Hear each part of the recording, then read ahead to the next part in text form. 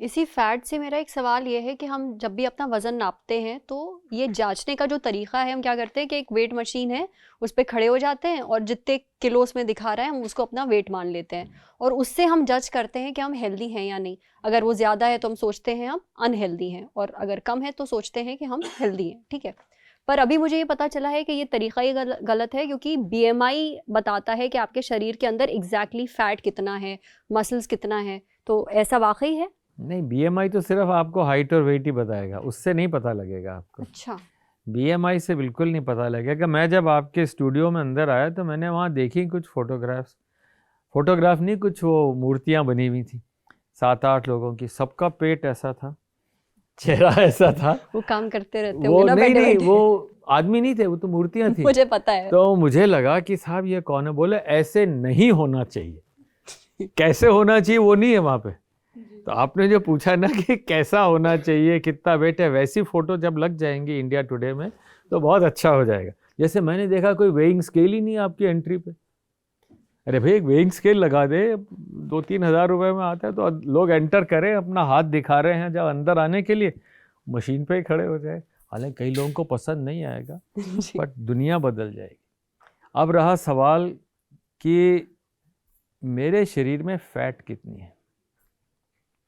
उसका बड़ा आसान तरीका है और उसके लिए मशीन आती है जिसे हम बॉडी कंपोजिशन एनालिसिस कहते हैं। उसको बॉडी कंपोजिशन में इलेक्ट्रिसिटी एक जगह से दूसरी जगह में जाती है, पता नहीं लगता, 1 मिनट में टोटल फैट कंटेंट कितना है, बोन्स कितनी है, मसल्स कितनी है। अब 2 जनों को ले लीजिए, एक ले लीजिए अमेरिकन या कोई यूरोपियन और एक इंडियन, दोनों का बीएमआई 22 है। इंडियन के अंदर जो विसरल फैट है, जो गड़बड़ वाली फैट है, वो 5 गुना ज़्यादा होती है कंपेयर टू अमेरिकन और यूरोपियन। दोनों का वजन बराबर है, पर हम लोगों के यहाँ खानदानी समझ लीजिए या किसी कारण से the visceral fat, the bad fat is much है, and that is the cause of most of our diseases. एक और बात मेरे जहन में आई कि सपोज करिए एक बच्चा पैदा हो रहा है, अभी पैदा हुआ नहीं है, वो अभी अभिमन्यु की तरह पेट में है। Can you conceive this idea कि अगर बच्चा जो फीटस है उसको भगवान ने दिव्य ज्योति दे दी, अगर उसको बच्चे को दिव्य ज्योति मिले तो वो क्या चाहेगा कि मैं पैदा होके कैसा बनूं, रॉक स्टार बनूं, अमिताभ बच्चन जैसा बनूं, या बहुत खूबसूरत कोई एक्ट्रेस बनूं। उसके ख्वाब होगा पतला दुबला हो, मेरी उम्र लंबी हो, बिल्कुल स्वस्थ हो। उसे ये नहीं मालूम है कि वो कहाँ पैदा हो रहा है, किस एनवायरनमेंट में वो बढ़ रहा है।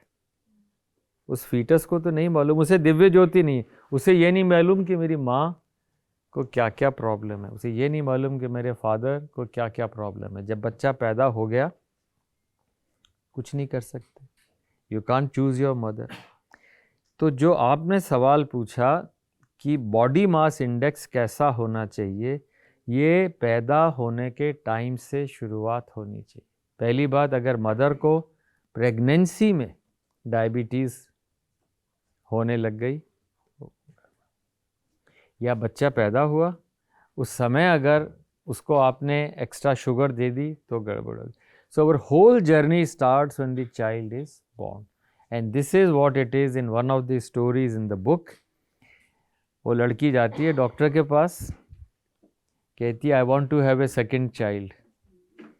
तो the gynaecologist says not now, you should not have a second child. तो बड़े घबराते हैं, क्यों? वो पूछते हैं कि क्यों मेरे को नहीं होना चाहिए, मेरे टेस्ट। बोले नहीं, आपका वेट इतना ज़्यादा है, पहली प्रेगनेंसी में आपको डायबिटीज़ हुई थी, और अगर आपको डायबिटीज़ होने का रिस्क है तो आप बच्चों को पास करेंगे। जैसे हम गाड़ी खरीदते हैं तो हमारा OEM सबसे बढ़िया होना चाहिए, ओरिजिनल इक्विपमेंट मैन्युफैक्चरर। तो हमारा बच्चे का इक्विपमेंट कौन बनाता है? माँ और बाप। तो अगर दोनों मैन्युफैक्चरिंग डिफेक्ट है, माँ में भी या बाप में भी या एक में भी या दादा दादी में, नाना नानी में, तो वो बच्चा वो सारे डिफेक्ट लेके पैदा होगा, डिफेक्टिव पीस की तरह पैदा होगा।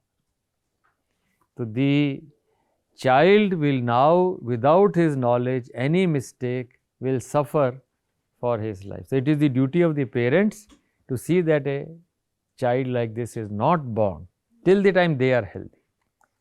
You get it? बिल्कुल। Is this a correct idea? अच्छा, फिर बच्चे को पता ही नहीं 10 साल तक, उसे क्या मालूम क्या खाना है। माँ ने दिया, दूध में ये डाला, वो डाला, इतनी सारी आइसक्रीम मिला दी और बड़ा खुश। जब वो बड़ा होगा, बीमार होगा, तो उसको ये सवाल मन में नहीं आएगा कि मेरे माँ बाप ने मुझे क्यों नहीं सही खाना खिलाया।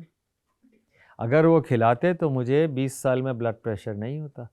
अगर मुझे दौड़ने के लिए ले जाते तो शायद मैं एक अच्छा स्पोर्ट्समैन होता और मेरे को कोई बीमारी नहीं होती। और अगर मेरा खाना ढंग से किया होता तो मेरी भी मसल्स, जैसे बोरिस बेकर 16 साल में टेनिस चैंपियन बन गया, मैं भी ऐसा बन जाता। So the child has a right to question the parents, why did you not bother to make me healthy?